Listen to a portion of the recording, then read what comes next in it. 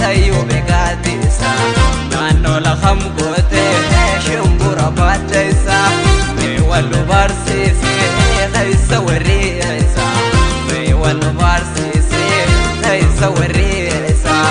Keenya dadaarii ganda karaa keessa uumaan sodaati nama yuusii keessa beella malaa qabii naasi keessummeessa beella malaa qabii naasi keessummeessa.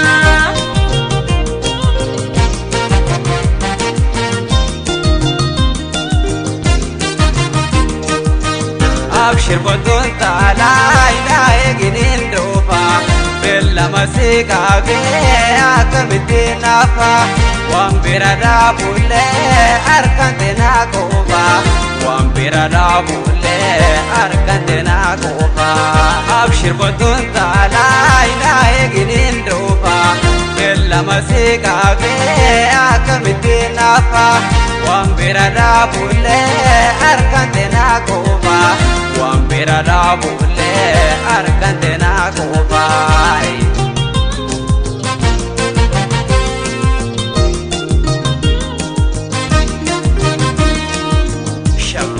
Nata saba arka khosi rankaba pabajasi yuba tobado sirba irejaba shamoye nata saba arka khosi rankaba pabajasi yuba tobado sirba irejaba.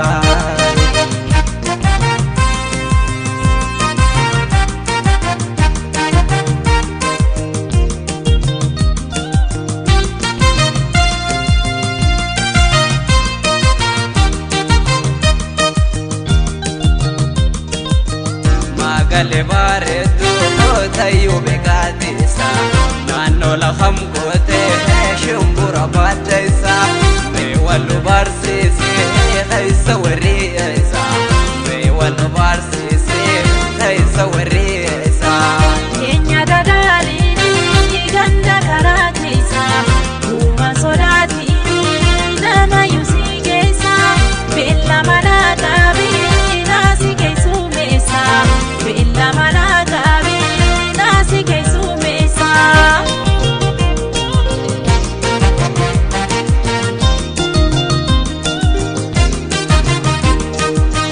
Beella hojjoo mummurataa foone kan jaleendeessu haabura salloone akkaataa teenyaa gabbara hiikane akkaataa teenyaa gabbara hiikane.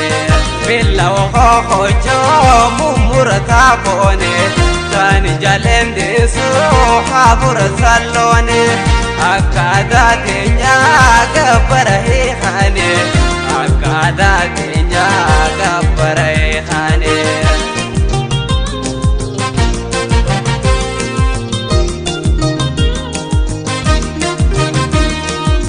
Shamoye nata saba arka khosi rankaba pabajasi yuba tobado sirba irejaba shamoye nata saba arka khosi rankaba pabajasi yuba tobado sirba irejaba shamoye nata saba arka khosi rankaba pabajasi yuba tobado sirba irejaba shamoye nata saba arka khosi rankaba pabajasi yuba tobado sirba irejaba tobado sirba irejaba tobado sirba irejaba tobado sirba irejaba.